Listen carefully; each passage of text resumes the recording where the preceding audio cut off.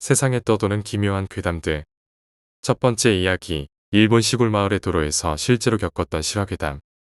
어렸을 때 저는 사정이 있어서 외할머니가 살고 계신 애년 남쪽 시골에 살았습니다. 주변은 온통 농과 밭뿐이라 장을 보거나 쇼핑할 때 불편하기도 했지만 아름다운 자연 속에서 하루하루를 즐겁게 보냈습니다. 우리 집에서 몇 킬로미터 떨어진 도로 위 특정 지점에서는 자주 교통사고가 일어났습니다. 오래전부터 사용하던 도로였는데 사고는 항상 특정 지점에서만 발생했고 사람이 죽는 일도 많았습니다. 도로 자체는 완만하고 잘 정비되어 있었기에 왜 거기에서만 사고가 나는지 의아했습니다. 사고를 낸 사람에 따르면 갑자기 손을 맞잡은 어린아이 5명이 나타나 길을 막았고 그것을 피하려다 사고가 났다고 합니다. 외할머니께서는 그 도로에 대해 이런 이야기를 해주셨습니다. 우리 할머니, 그러니까 너희 외고조 할머니한테 들은 이야기란다.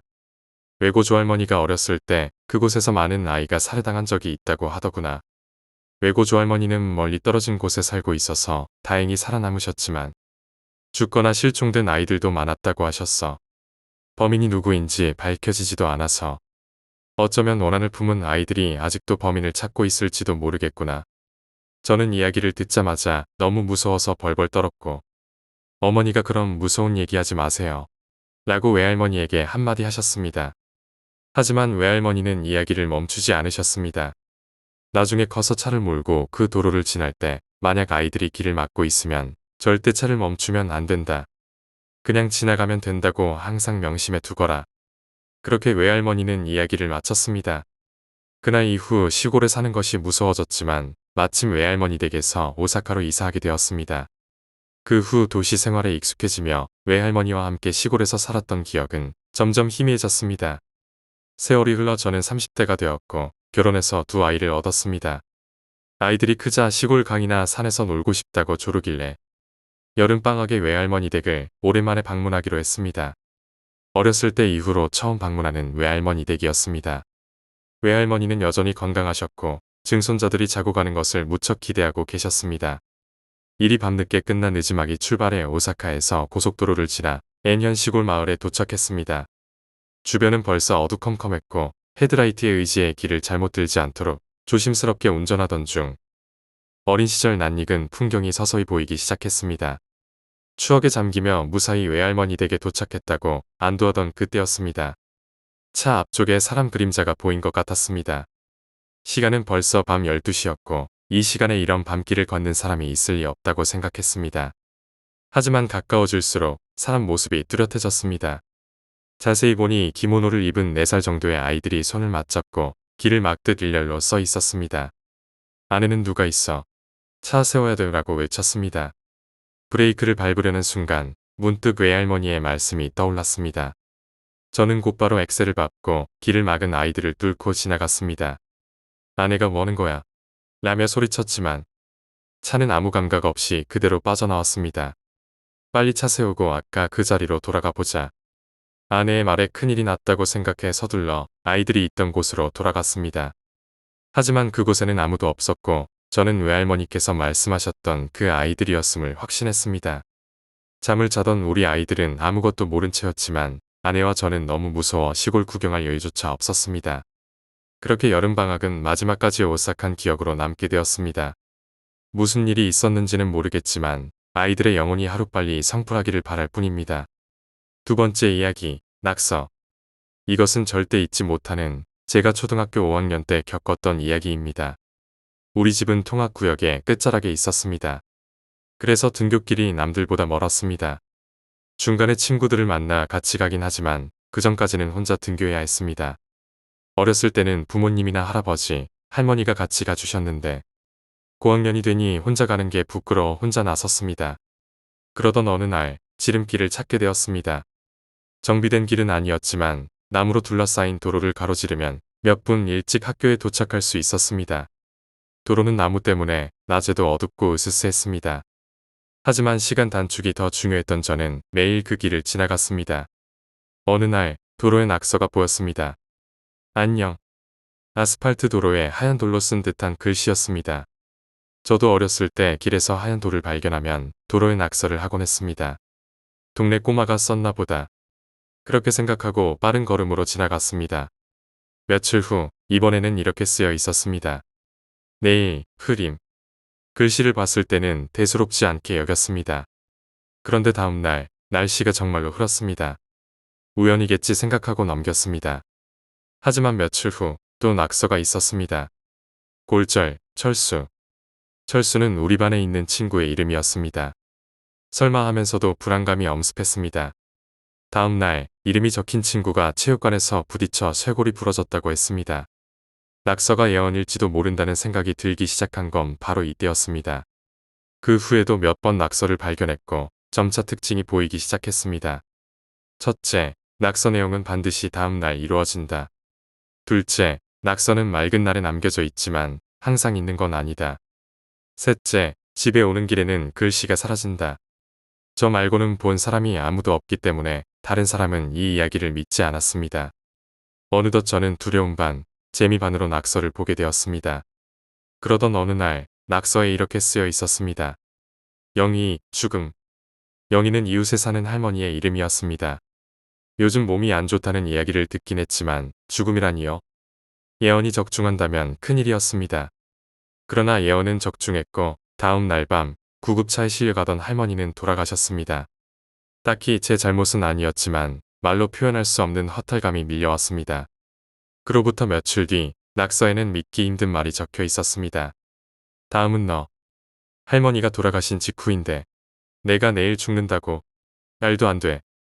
패닉에 빠진 저는 아프다고 거짓말하고 집으로 돌아갔습니다. 그리고 다음 날은 온종일 집에서 나가지 않기로 마음먹었습니다. 집에 가만히 있으면 살 수 있을 거라고 믿으며 다음 날은 이불 안에서 내내 떨고 있었습니다. 천만다행으로 예언은 빗나갔고 저는 중년이 지난 지금도 살아있습니다. 하필 그날이 반장 선거 날이었는데 결석한 저를 친구들이 추천해 강제로 반장이 되고 말았지만요.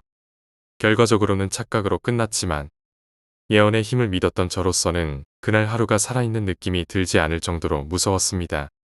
충격을 받으면 음식이 목구멍으로 넘어가지 않는다고들 하죠. 정말로 음식을 입에 댈 수도 없는 상태라는 게 있다는 걸 깨달은 날이었습니다. 그날 이후 낙서를 보면 안 될 것 같아 그 길에는 2번 다시 가지 않았습니다. 그 낙서는 도대체 무엇이었을까요? 세 번째 이야기, 고해. 고해실의 문이 열렸다. 불빛이 내 눈을 눈부시게 만들었고 나는 눈을 가늘게 찡그렸다. 곧 한 사람이 자리에 앉는 소리가 들렸다. 나는 기다렸다. 형제님, 무엇을 고해하려고 오셨습니까? 내 옆 부스 너머로 깊은 한숨 소리가 들려왔다. 괜찮습니다. 형제님은 지금 주님 안에 계십니다. 신부님, 제가 죄를 지었습니다. 용서해 주십시오. 남자의 목소리가 들려왔다. 괜찮습니다. 형제님의 어떤 말이든 들을 준비가 되어 있습니다. 저는 좋은 사람이 되려고 노력했습니다. 신부님. 그는 목소리를 가다듬었다. 저도 형제님이 그러셨으리라 확신합니다. 그 누구도 악하게 태어나는 사람은 없으니까요. 왜 악에 대해 언급하시는 겁니까? 신부님은 제가 무슨 짓을 저질렀는지조차 알지 못하지 않습니까? 그는 성난 듯이 말했다. 미안합니다. 형제님 유격의 죄는 종종 악으로 여겨지지만 이곳은 형제님을 심판하는 자리가 아닙니다. 그는 숨을 내쉬었고 숨소리는 점점 가빠졌다. 전 누군가를 죽였습니다. 내 가슴이 쿵쾅거렸고 나는 잠시 내 마음을 진정시켰다. 신부님, 아직도 계신가요? 제 고백이 신부님을 동요시킨 건가요? 약간은요. 나는 자세를 가다듬으려 하며 말했다. 그럴 줄 알았습니다. 신부님, 누굴 죽였는지 궁금하지 않으세요? 그는 빙그레 웃었다. 그 사실이 아무런 차이도 만들 것 같진 않군요. 나는 침착하게 대답했다. 저를 신고하실 건가요, 신부님? 아닙니다. 형제님은 주님의 어린 양입니다. 저는 형제님이 죄의 사함을 위해 기도하기를 바랄 뿐입니다. 그게 제가 한 짓을 바꿀 거라고 생각하시는 건가요? 그는 킬킬 웃었다. 나는 침묵했지만 가슴속 심장박동이 거칠어지는 것을 느낄 수 있었다. 여자아이였습니다. 아주 순수했죠. 제가 그녀에게 다가갔을 때 그녀는 저에게 방긋 웃어주더군요. 나는 속에서 혐오감이 솟구치는 걸 느꼈다. 형제님, 제발 어린아이라고 말하지 말아주세요. 하지만 정말 어린아이였어요. 사실 신부님도 이 아이를 아주 잘 알고 계십니다. 그는 이젠 흔적도 없는 웃음기를 띠고 대답했다. 살아. 그는 툭 말을 내뱉었다. 나는 순간 얼굴이 창백해졌다. 네, 신부님 조용히 계신 걸 보니 신부님도 그 여자아이를 아주 잘 아시는군요. 그 아이는 저를 전혀 위협으로 느끼지 않았어요. 심지어 제가 주머니에서 칼을 꺼냈을 때도 말이에요. 툭 하는 소리와 함께 우리 사이에 있는 선반에 칼이 나타났다. 나는 그 날카로운 칼날에 선명히 묻어있는 핏자국을 바라보았다. 그 아이가 신부님을 아냐고 묻더군요. 저는 고개를 끄덕여주면서 너희 아빠에게서 온 메시지가 있어라고 대답했죠. 그 아이에게 무슨 짓을 한 거야? 격자 너머로 나는 소리쳤다. 제가 뭘 했다고 생각하십니까? 신부님 걱정하지 마세요. 그녀는 그렇게 고통받진 않았으니까요. 여태껏 감히 상상조차 못할 분노에 휩싸인 채 나는 칼을 움켜쥐고 문을 세차게 열었다. 소리가 교회 안에 울려 퍼졌다. 나는 그 남자의 형체를 확인하려고 고해실 반대편 문을 벌컥 열어젖혔다. 그가 누구인지 알아보기 전에 나는 칼을 그의 복부에 찔러 넣었다.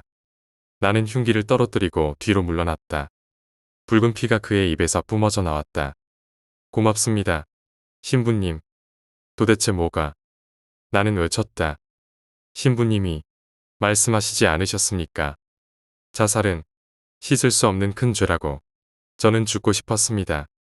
그는 의자에서 미끄러져 바닥 위로 쓰러졌다.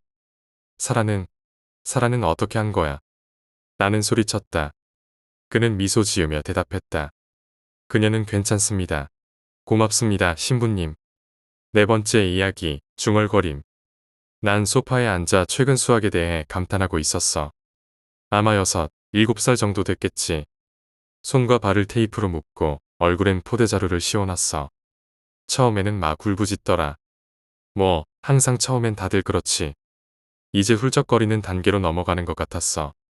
이 애가 어디 갈 일도 없으니 안심하고 혹시 실종 신고라도 떴나 싶어 TV 뉴스를 켰지. 그때였어. 그 아이가 뭔가 중얼거리는 걸 들은 게 말야. 걘 계속 그 숫자들을 반복해서 말하고 있었어. 옳지, 잘 됐구만. 자폐증 걸린 애를 납치한 것 같은데. 난 혼잣말을 중얼거리며 TV나 마저 봤지. 그리고 잠이 들었어. 오늘의 당첨 숫자가 나왔습니다. TV에 나오는 여자 진행자가 기운차게 얘기했어. 그 숫자는 바로 2, 14, 26, 32, 40, 그리고 41입니다. 순간 정신이 번쩍 들었어. 뭐, 어떻게 이게 말이 돼? 난 바로 그 아이에게 달려가 포대자루를 벗겼어. 도대체 어떻게 한 거야? 난 소리쳤어. 그의 눈물이 글썽이는 눈으로 날 쳐다보며 훌쩍이며 물었어. 뭐가요? 복권 번호 말이야. 어떻게 복권 번호가 뽑히기도 전에 알았냐고. 그 아이는 멍청한 표정으로 복권이 뭔지도 모르는 것 같았어. 그냥 일주일에 한 번씩 머릿속에서 이런 숫자들이 보인다고 얘기하더라고. 난 그때부터 안대를 벗기고 마치 여왕처럼 대해줬어. 그 애와 같이 앉아 피자도 먹이고 아이스크림도 줬지. 확실히 날 좋아하는 것 같진 않았지만 적어도 울음은 그쳤어. 난 그 애가 하고 싶은 걸 다 하게 냅두면서 끈기 있게 펜과 종이를 들고 숫자를 적을 준비를 하고 있었어. 이 번호가 내 인생을 바꿔줄 거니까. 번호를 줄 수 있겠나요, 공주님? 난 아주 상냥하게 말했어. 내가 말이야, 해피밀 10. 아니다. 100개라도 사줄게. 그리고 널 계속 살려둘 수도 있지라고 속으로 생각했지. 그리고 마침내 그 애가 몇 가지 숫자를 중얼거렸어. 뭐야, 달랑 숫자 2개뿐이잖아. 내가 소리쳤어. 다른 숫자 4개는? 그 애는 계속 4, 14만 반복했어. 젠장. 황금알을 낳는 거위를 찾았나 했더니 이젠 맛이 가버린 건가. 난 다른 숫자가 필요하다고. 새끼야. 난 소리쳤어. 그 순간 뉴스 방송이 나오며 내 분노는 가로막혔어.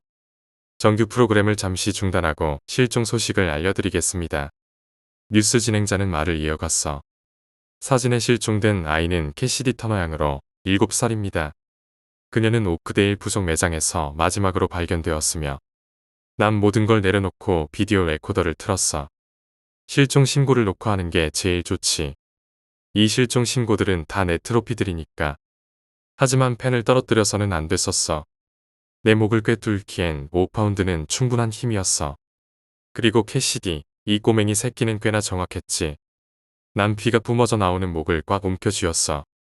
비는 내 손을 뒤덮더니 곧 온몸을 붉게 물들였어. 욕을 하려 했지만 내가 낼 수 있는 건 내처롭게 핏방울만 부글거리는 소리뿐이었어. 정신을 잃기 전 마지막으로 봤던 건 비디오 레코더에 적힌 시간이었지. 5번째 이야기, 사형선고. 난 마침내 오늘 사형선고를 받았다. 처형 날짜까지 앞으로 정확히 91일.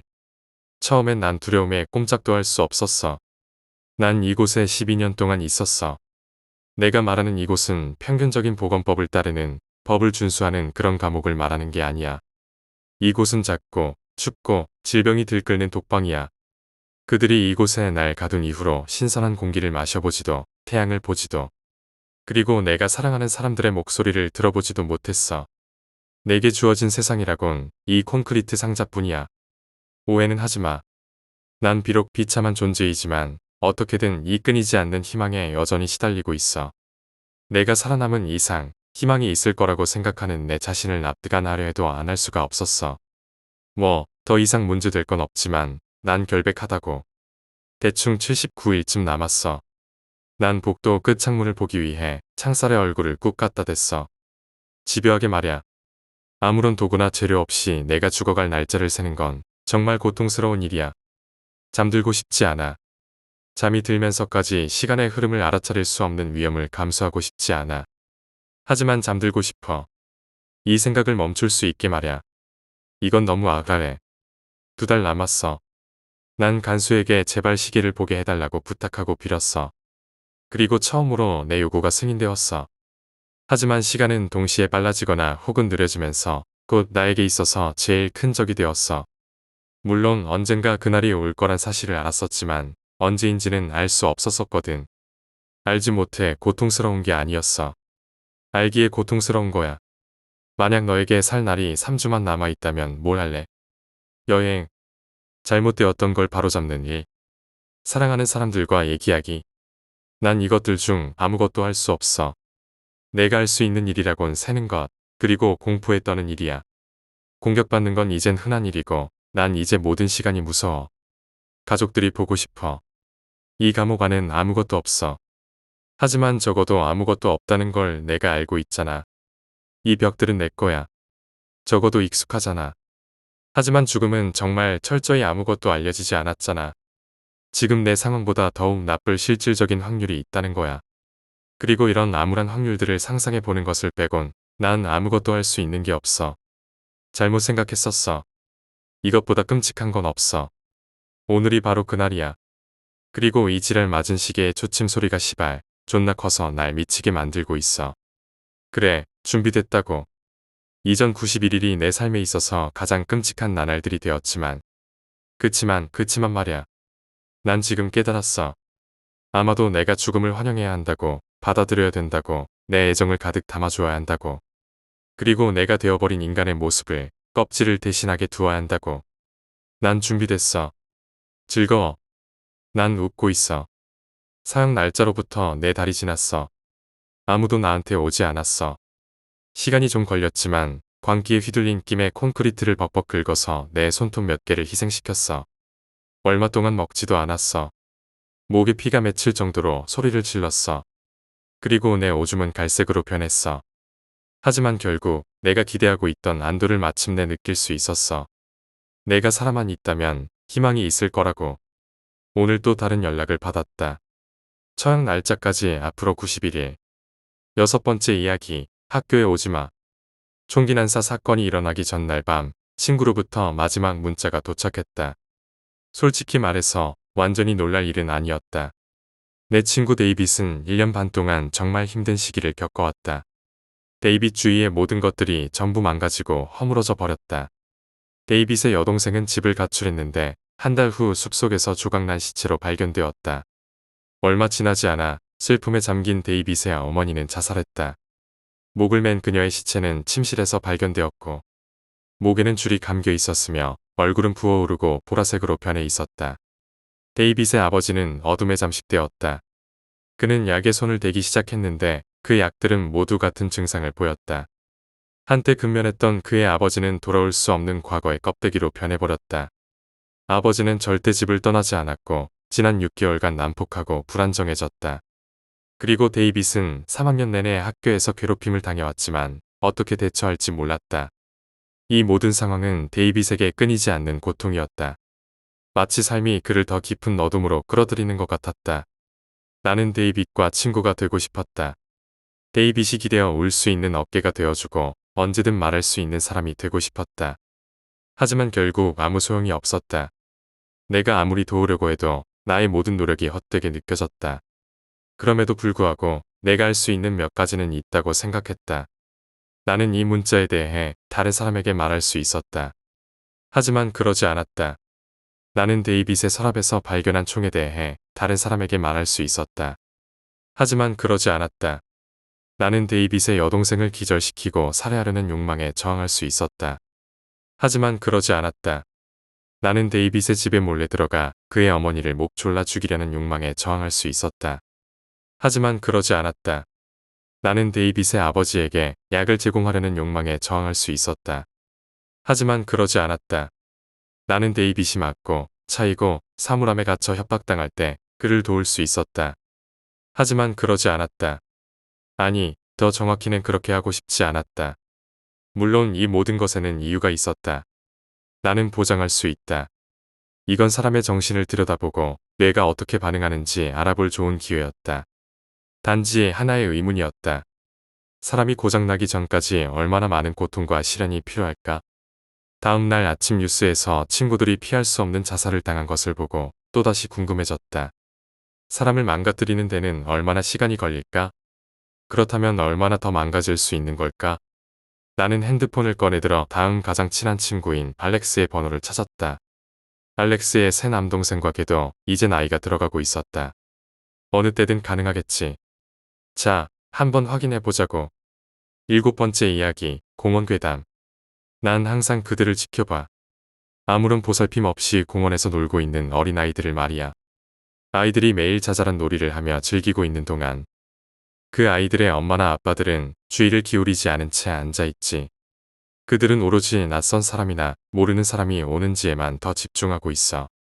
그렇게 신경 쓰더라도 몇몇 어린아이들은 사라지곤 해. 너희들에게 의심이나 미스터리를 남기지 않을 거야. 그들의 부모가 잠깐 아이들에게 눈을 떼고 있을 때 나는 아이들을 꿰어. 야, 사탕 먹을래? 아니면 이쪽에 장난감이 있어라고 말하는 게 전부야. 그럼 아이들은 길 잃은 고양이처럼 나를 따라와.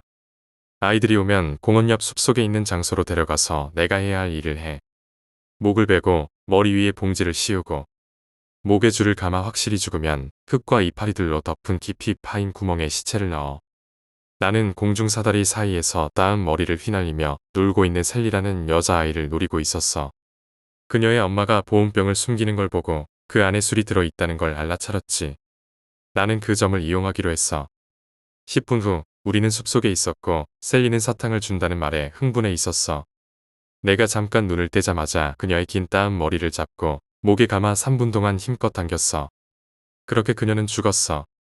나는 흙과 이파리들을 파내고 시체를 구덩이에 밀어 넣었지. 그리고 다른 7개의 잘 덮인 구덩이를 바라보며 승리의 미소를 지었어. 공원으로 돌아와 자신의 딸의 운명조차 모른 채 취해 있는 셀리의 엄마를 바라봤어. 1시간 뒤 그녀가 딸이 사라졌다며 경찰에 신고하는 모습을 보며 미소를 지었지. 이제 슬슬 자리를 뜰 시간이야. 나는 엄마 옷자락을 잡아당기며 준비됐다고 말하고 공원을 떠났어. 아무도 나를 의심하지 않을 거야. 8번째 이야기, 벌레. 그는 거대한 벌레 같은 생명체들이 자신의 침대 위를 뒤덮고 있는 모습에 잠에서 깨어나 있는 힘껏 비명을 질렀다. 그것들은 재빨리 방을 빠져나갔고 그는 밤새 두려움에 떨며 모든 게 꿈이었을 거라 생각했다. 다음 날 누군가 문을 두드리는 소리를 들었다. 그는 용기를 끌어모아 문을 열었다. 어제 보았던 생명체들 중 하나가 조리된 아침 식사가 담긴 접시를 조심스레 내려놓고 있었다. 그리고 안전거리를 유지하며 뒤로 물러섰다. 갈피를 잡지 못한 채 그는 그 선물을 받아들였다. 그 생명체들은 기쁜 듯이 지저귀고 있었다. 이러한 일들은 몇 주 동안 매일매일 반복되었다. 처음에 그는 이들이 자신을 살찌우려는 게 아닌가 걱정했다. 그러나 유달리 기름진 아침 식사를 먹고 속쓰림에 가슴을 부여잡는 모습을 보자 그들은 아침 식사를 신선한 과일로 바꾸었다. 식사뿐만 아니라 그들은 그를 위해 따뜻한 목욕물을 받아 넣었고 잠들 때에는 이불까지 덮어주었다. 너무나 기이한 일이었다. 어느 날 밤 그는 총소리와 비명의 잠에서 깨어났다. 허겁지겁 계단을 내려가 보니 목이 잘린 빈집털이 범이 곤충들에 의해 먹히고 있는 모습이 보였다. 역겨웠지만 그는 최대한 할 수 있을 만큼 남은 부분들을 치워냈다. 그는 그들이 자신을 단지 보호하려 했다는 사실을 알고 있었다. 어느 아침 그 생명체들은 그가 방 밖으로 나가지 못하게 막았다. 그들이 자신을 침대로 안내하는 모습에 약간 의아해했지만 그는 믿고 다시 자리에 누웠다. 그들의 의도가 어떻든 그들은 그를 해치지 않을 거라고 생각했다. 몇 시간 후 타오르는 고통이 그의 온몸으로 퍼져나갔다. 마치 뱃속이 가시 철조망으로 가득 찬 듯한 기분이었다. 그 곤충들은 그가 고통에 신음하며 발작하는 모습을 보며 기쁜 듯이 지저귀고 있었다. 뭔가 끔찍하게 꿈틀거림이 그의 피부 밑에서 느껴지자 그는 그들이 자신을 지키려던 것이 아님을 깨달았다. 그들은 자신의 아이들을 보호하고 있었던 것이다. 9번째 이야기, 살인자. 중년의 남자가 굳은 얼굴로 소파에 앉아 뉴스를 보고 있었다. 뉴스에서는 20대 남성이 일반인 4명을 잔인하게 살해하고 도주 중이라는 내용이 흘러나오고 있었다. 화면에 범인의 프로필과 몽타주가 띄워지자 남자는 옅게 신음을 흘렸다. 아는 얼굴이었다. 그것도 제법 잘 아는 얼굴이었다. 자신의 딸이 결혼할 사람이라며 소개해준 사람. 즉, 자신의 예비 사위였던 김상혁이라는 청년임이 분명했다. 심란한 듯 표정이 일그러지던 그때 현관문을 두드리는 소리가 들려왔다. 남자는 왠지 불안감을 느끼며 조심스레 현관으로 향했다. 누구십니까? 대답은 없었지만 남자는 주저하지 않고 문을 열었다. 문 밖에는 남자의 예상대로 방금 전까지 TV에 나오던 그 사람. 딸의 약혼자였던 상혁이 후줄근한 후드를 걸친 채 서 있었다. 갈 데가 없어서요. 축 처진 목소리였다. 남자는 잠시 고민하는 듯 하더니 슬쩍 비켜서서 상혁을 집 안으로 들였다. 남자가 내어준 차로 몸을 덮인 상혁이 남자에게 물었다. 신고는 안 하실 거죠? 남자는 작게 고개를 저어 보였다. 그러는 동안에도 뉴스는 상혁의 이야기를 계속하고 있었다. 상혁은 그것을 흘깃보고는 다시 남자에게 물었다. 제가 잘못한 거라고 생각하세요? 이번에는 남자도 입을 다물고 있지 못했다. 아니, 내가 아니었어도 내가 나서서 전부 죽였을 거야. 남자는 슬쩍 고개를 돌려 딸의 영정사진을 가만히 바라보았다. 한 달이 넘었지만 딸의 죽음은 아직도 그에게 입에 담기 힘들 정도의 고통이었다. 제 잘못이에요. 제가 수정이한테 서류 좀 가져다 달라고 했거든요. 험한 동네인 거 뻔히 알면서 그동안 몇 번이나 후회했는지 몰라요. 제가 그런 소리만 안 했어도 남자 역시 상혁을 원망하고 싶은 마음이 없지는 않았지만 딸의 죽음이 상혁의 잘못이 아니라는 것쯤은 누구보다 잘 알고 있었다.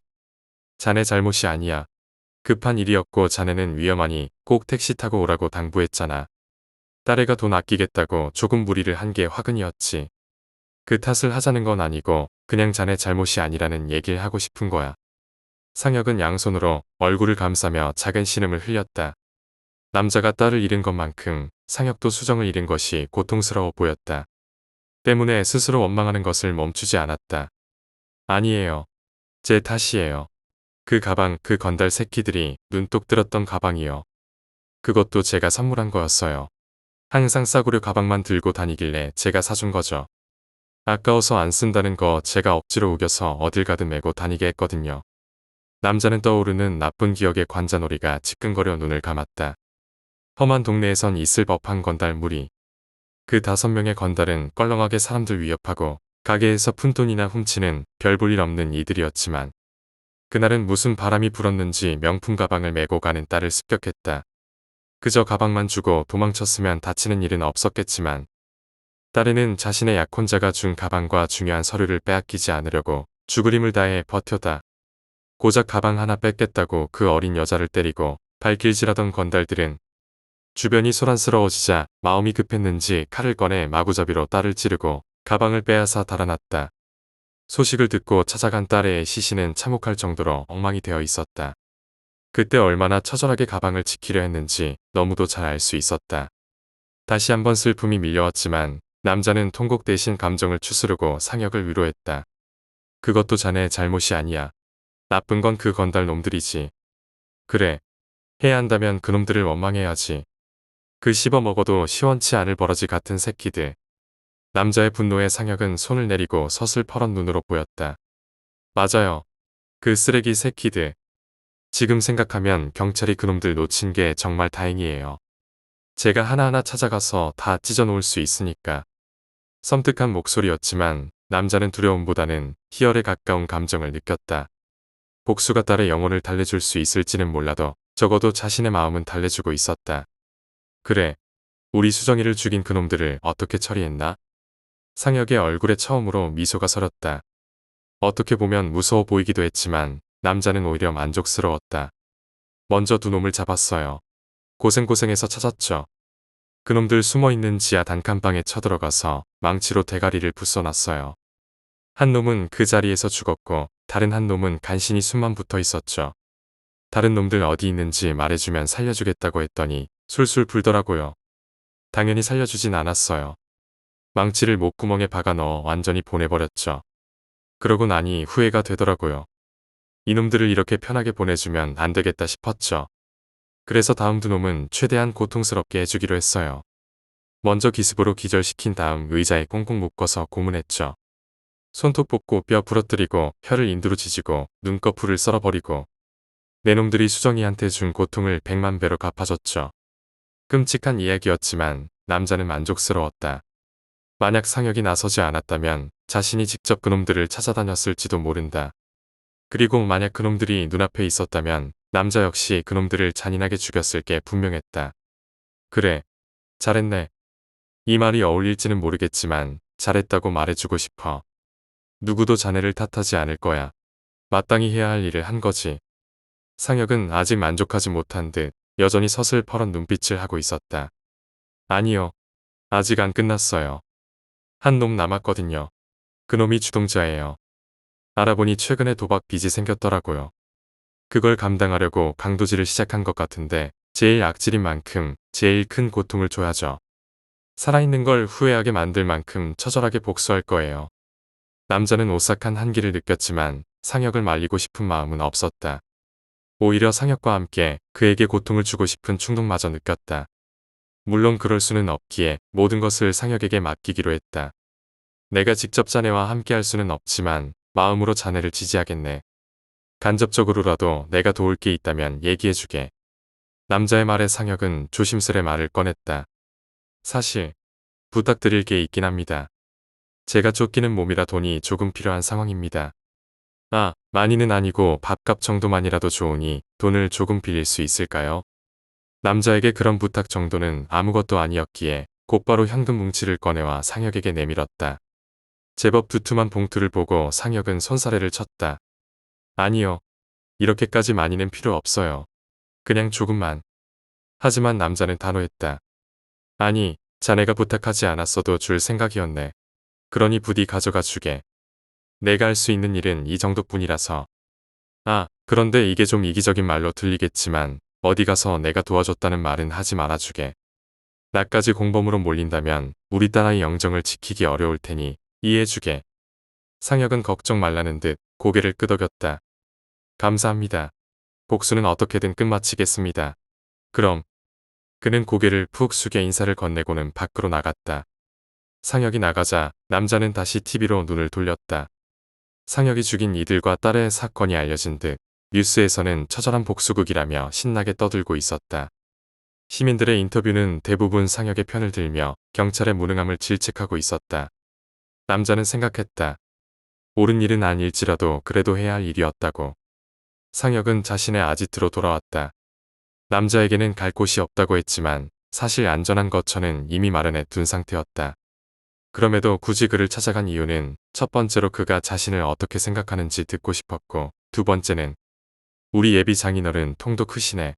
아, 지금은 예비도 아니고 그냥 남인가? 기대 이상의 금액에 만족하며 칠판으로 다가갔다. 그곳엔 지금까지의 계획을 실행하기 위한 모든 것들이 적혀 있었다. 도망친 건달을 찾기 위한 정보원 확보, 그들을 습격할 무기들 준비, 시간을 거슬러 보면 건달들을 꿰어내기 위한 도박사 고용과 수정을 끌어들이기 위한 서류 및 키, 그리고 가방 선물. 그보다 이전으로 돌려보면 수정에게 접근해 사람 좋은 연기를 펼치며 1년 만에 약혼자가 된 것까지. 상혁은 칠판 한가운데 붙어있는 수정에 사진을 쓰다듬었다. 미안해. 하지만 넌 이해 못하는 그런 게 있어. 손에 피를 묻히지 않으면 살아갈 이유를 찾지 못하는 나쁜 습관을 가진 사람들이. 근데 이게 숨어서 사람 죽이고 다니는 건 영 재미가 없더라. 힘든 것도 있지만 아무도 내가 죽인 줄 모르니까 흥이 나지 않아. 그래서 좀 큰 판을 벌인 거야. 사람들의 지지를 받으며 마음껏 날뛸 수 있게. 그러기 위해서 내가 희생된 거야. 사랑하는, 물론 진짜 사랑한 건 아니지만 아무튼 대외적으로 사랑하는 연인을 잃은 남자는 뭐랄까? 권리. 그래, 복수할 수 있는 권리가 생기는 거거든. 봐. 똑같은 살인인데 그 건달 놈들은 악당이고 나는 모두에게 지지를 받고 있어. 이걸 바랐던 거야. 내 아버지도 마찬가지야. 나에게 돈을 주면서 응원해주고 있어. 아마 모르는 사람들도 다 날 도와주겠다고 난리일 거야. 솔직히 나도 이렇게까지 내 생각대로 풀릴 줄은 몰랐는데 좋지 뭐. 상혁은 사진에서 눈을 떼고 칠판 너머 한쪽에 묶여있는 사내를 바라보았다. 그는 마지막 남은 건달이었다. 그리고 저놈까지 천천히 가지고 놀다 죽이면 정의롭고 단호한 얼굴로 자수를 해야지. 마침내 죽은 애인의 복수를 마치고 결연한 표정으로 대중 앞에 나선 남자. 좀 궁금해지네. 사람들은 날 보면 뭐라고 할까? 감옥 가는 건 피할 수 없겠지만 뭐 됐어. 나 같은 사람 팔자지 뭐. 대신 그 전까지 아쉬울 것 없이 실컷 즐겨야지. 어차피 모두가 내 편이니까. 상혁은 이미 엉망이 된 채 가쁜 숨을 몰아쉬는 건달에게 다가가며 과장된 몸짓으로 말했다. 자, 여러분 5명을 잔혹하게 살해하고 한 여자를 속여 미끼로 던져넣은 이 사이코 살인마에게 박수갈채를 부탁드립니다.